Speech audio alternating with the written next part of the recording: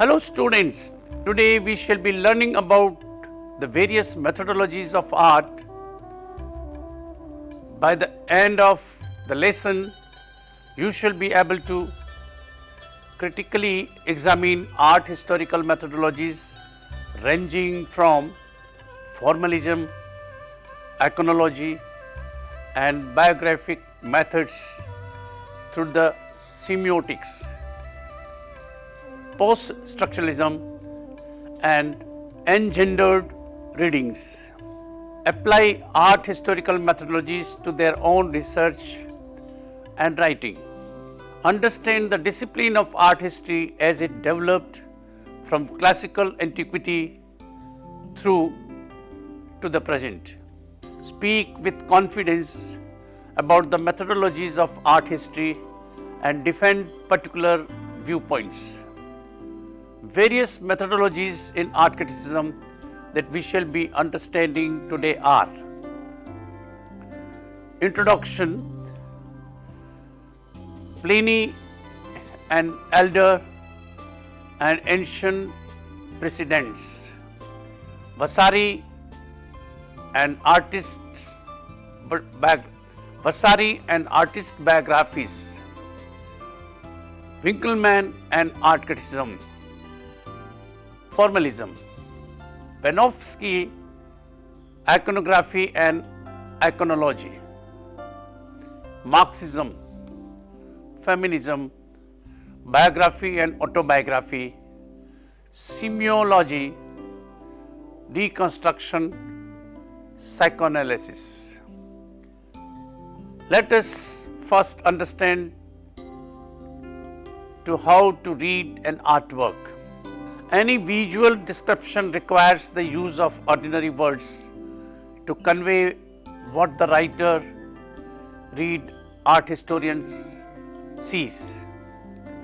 You first look at the subject slowly, carefully and repeatedly to identify the various aspects of the visual. While writing, some aspects may take precedence over the others, depending on the emphasis of the article. While seeing, it is important to understand between what you see and what you think you are seeing. Any visual description should begin with an explanation of the subject and the materials of the work.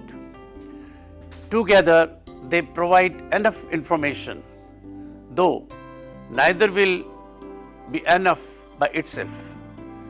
To say that a work of art shows a man and a child is incomplete, as it does not indicate whether the representation is in 2 or 3 dimensions. Whether the representation is in 2 and 3 dimensions make it hard to form even the roughest mental edge.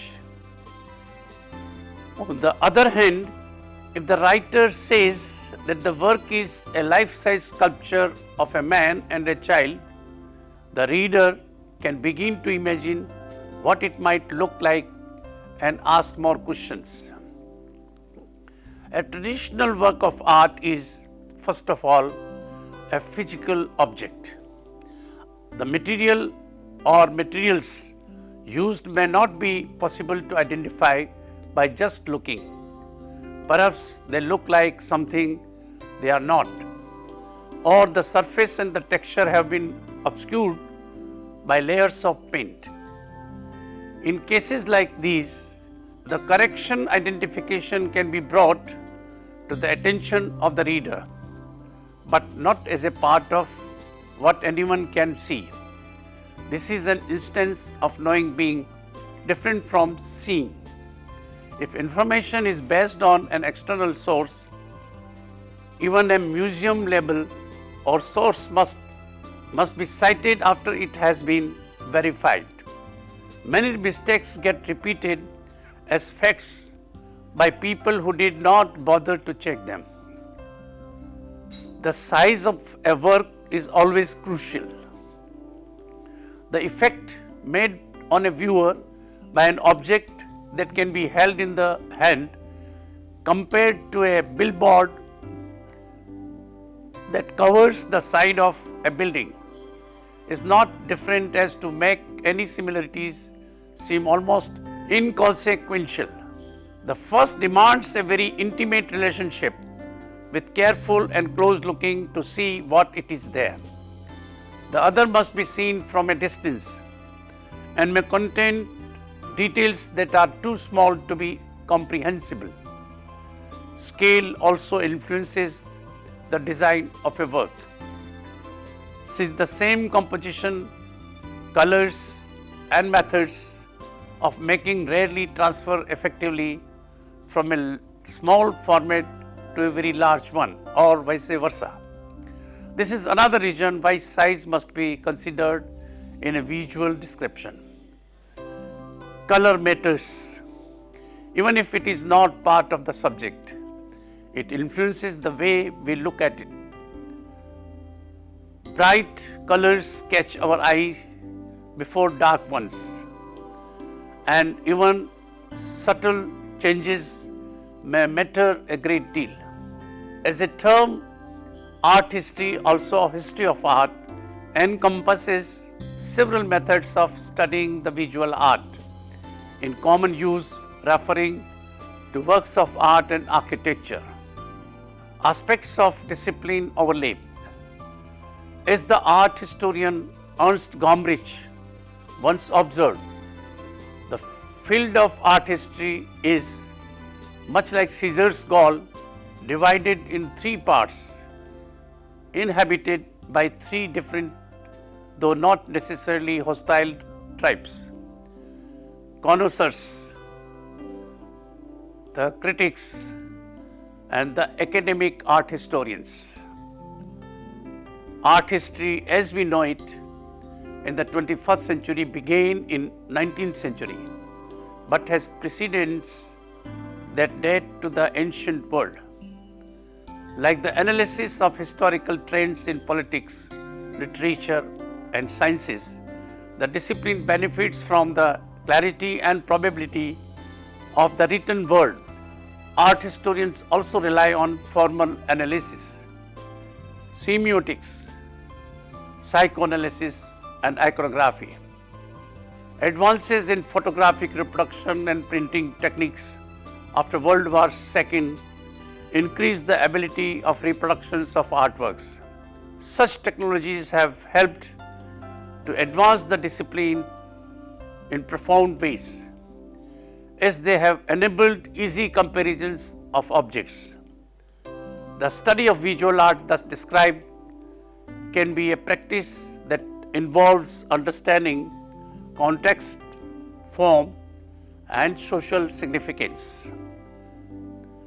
The complexity of images has led to the development of various interpretive approaches to the visual arts. Principal among these so-called methodologies of art historical analysis are formalism, iconography and iconology, Marxism, feminism, biography and autobiography, semiology and deconstruction, and psychoanalysis. Generally, art historians approach works using some combination of these methods. In Pliny the Elder's Natural History, circa AD 77 and 79, you will find the first writings on art by Xenocrates of Sicyon, circa 280 BC, a Greek sculptor who is also perhaps the first art historian.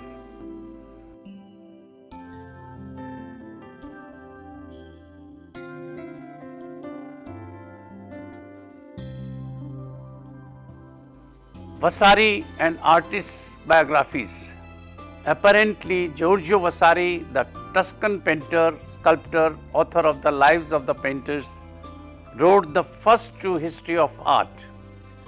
He emphasized art's progression and development, which was milestone in this field. His was a personal and historical account featuring biographies of individual Italian artists, many of whom were his contemporaries and personal acquaintances. The most renowned of these was Michelangelo, and Vasari's account is enlightening, though biased in places. Vasari's approach held sway until the 18th century, when criticism was leveled at his biographical account of history. Winckelmann and art criticism.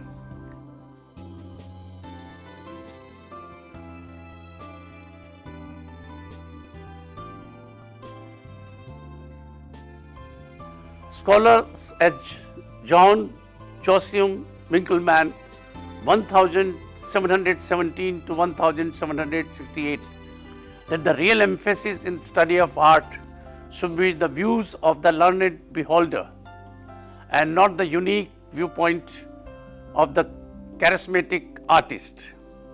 He portrayed an idealized picture of Greek art and saw its spirit as noble simplicity and silent greatness. Since Greek art was to him the highest artistic achievement, he advocated its imitation by all later cultures. The contemporary Baroque art was to be dismissed since it has grown too remote from the Greek simplicity.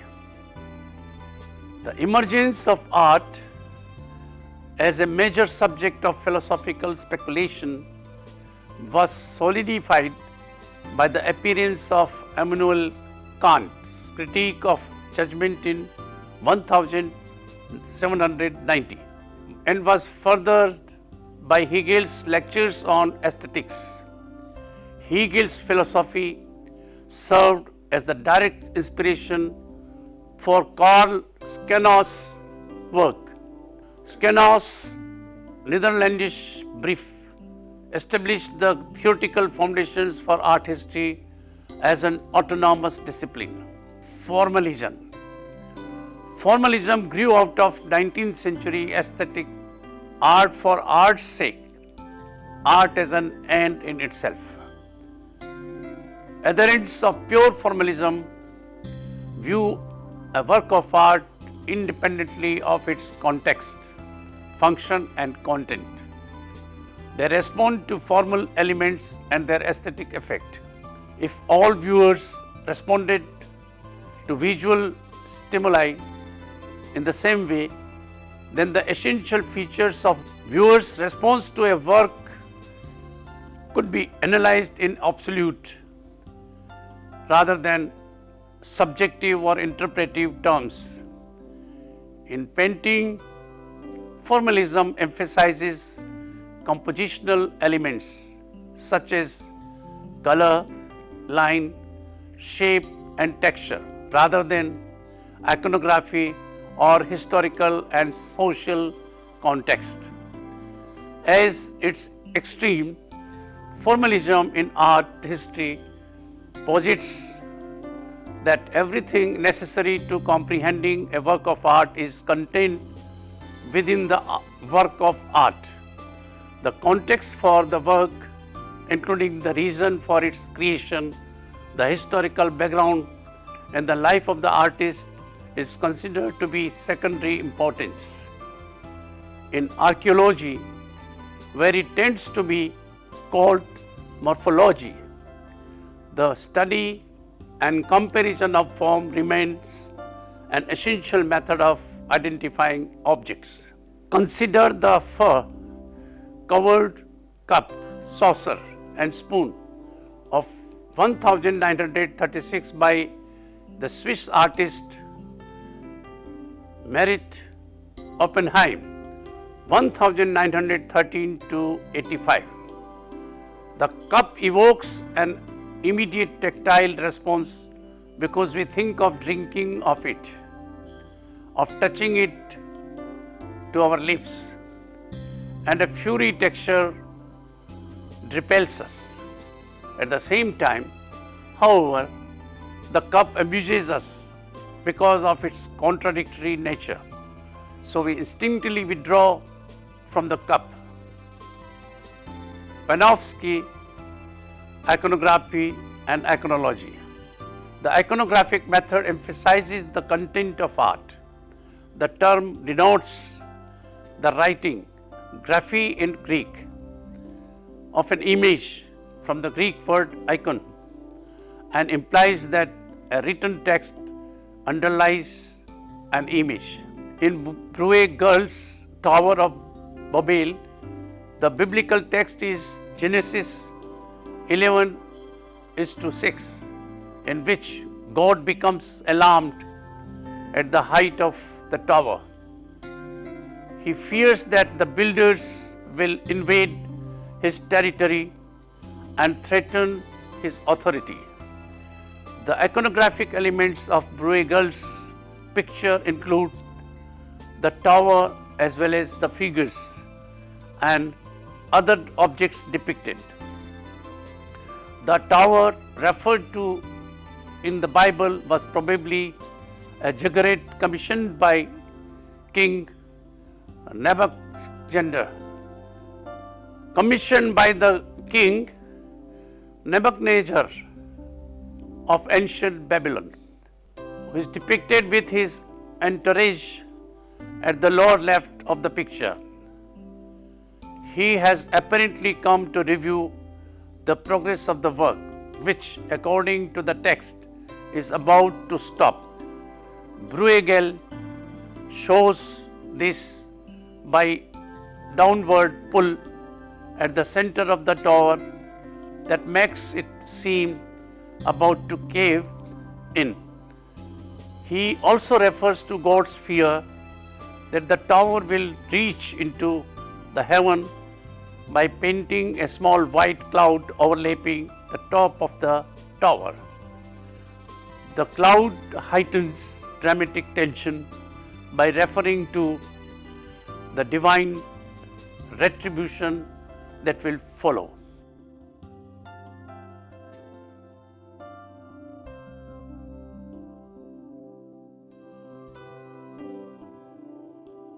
In a Gothic cathedral, for example, an iconographic approach would consider the textual basis for a single statue or scene in a stained glass window. Iconology, on the other hand, would consider the choice and arrangement of subjects represented in the entire cathedral and explore their interrelationships. Marxism. The Marxist approach to art derives from the writings of Karl Marx, the 19th century German social scientist and philosopher.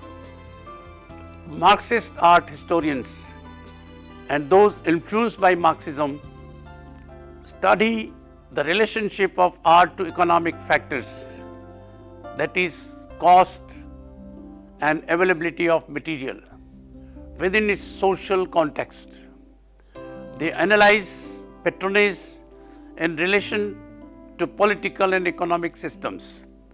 Marxists study form and content not for their own sake, but for the social messages they convey, and for evidence of the manipulation of art by the ruling class to enhance its own power. A Marxist readings of the Bruegel's tower might associate the builders with the proletariat and Nebuchadnezzar with the bourgeois. Bruegel emphasizes the greater status of Nebuchadnezzar in relation to the workers of his larger size, his upright stance and his royal following. Not only are the workers much smaller, but some kneel before the king. Feminism. Feminist methodology assumes that the making of art as well as its iconography and its reception by viewers is influenced by gender. Opposed to pure formalism on the grounds that it ignores content, feminist art historians have pointed out ways in which women have been discriminated against the male-dominated art world. They have noted that before the 1970s, the leading art history textbooks did not include female artists. They have also researched women's contributions to art history as both artists and patrons, rescuing significant figures from obscurity as well as broadening our sense of the role of art in society. Feminists take issue with traditional definitions of art and notions of artistic genius, both of which have historically tended to exclude women. Biography and autobiography. Biographical and autobiographical approaches to art interpret works as expressions of the artist's life and personalities. They are the oldest approaches to art and begin with the mythic association of gods and artists. The anecdotes of Pliny the Elder about ancient Greek artists have a more historical character.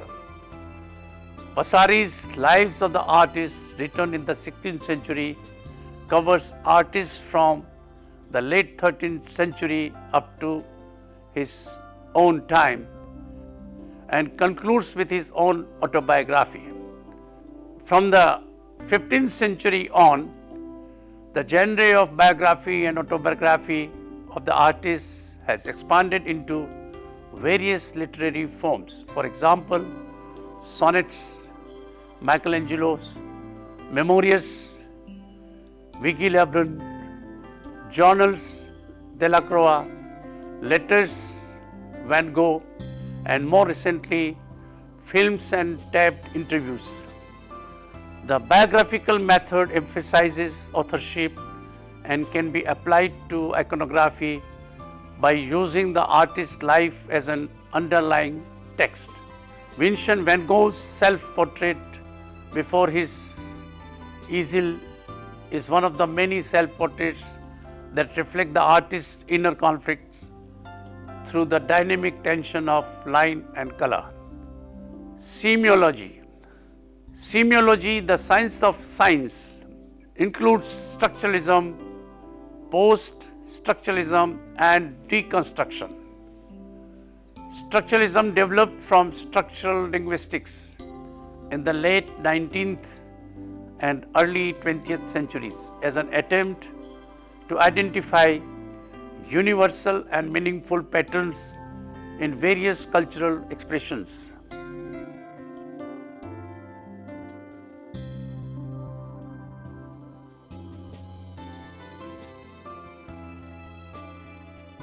In the structural linguistics of Swiss scholar Ferdinand de Saussure, a sign is composed of signifier and signified.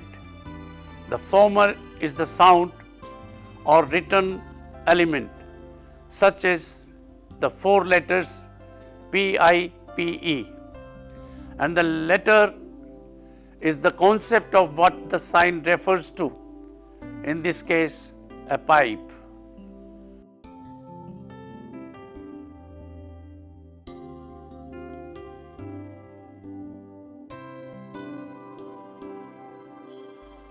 Deconstruction.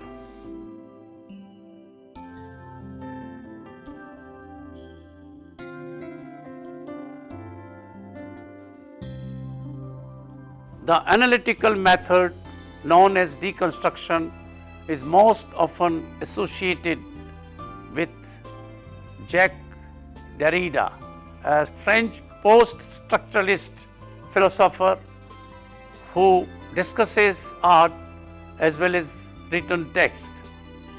Derrida opens up meanings rather than fixing them with structural patterns, but he shares with the structuralist the notion that a work has no ultimate meaning conferred by its author. Derrida also opens up the Western tendency to binary pairing, right, left, positive, negative, male, female, and so forth. He notes that one of a pair evokes its other half and plays on the relationship between presence and absence.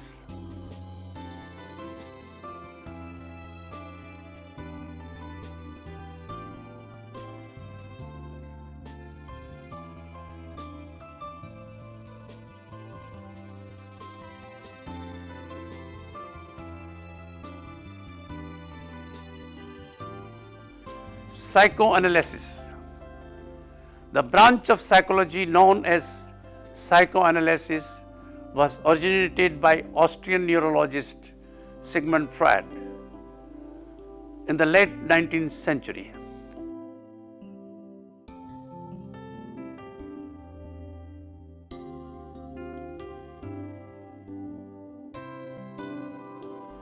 The imagery examined by psychoanalysts is found in dreams, jokes, slips of the tongue, and neurotic symptoms, and it reveals the unconscious mind, which, like a buried city, is a repository of the past. In a work of art, personal imagery is reworked into a new form that speaks to a cultural audience. It thus becomes part of a history of style, and for semioticians of sign, psychoanalysis has been applied to art in different ways. According to the classical psychoanalysis, works of art, sublimations of instinct, through which instinctual energy is transformed by work and talent into aesthetic form. The ability to sublimate is one of the main differences between humans and animals, and it is necessary for creative development in any field, because art is expressive. It reveals aspects of the artist who creates it, of the patron who funds it, and of the culture in which it is produced.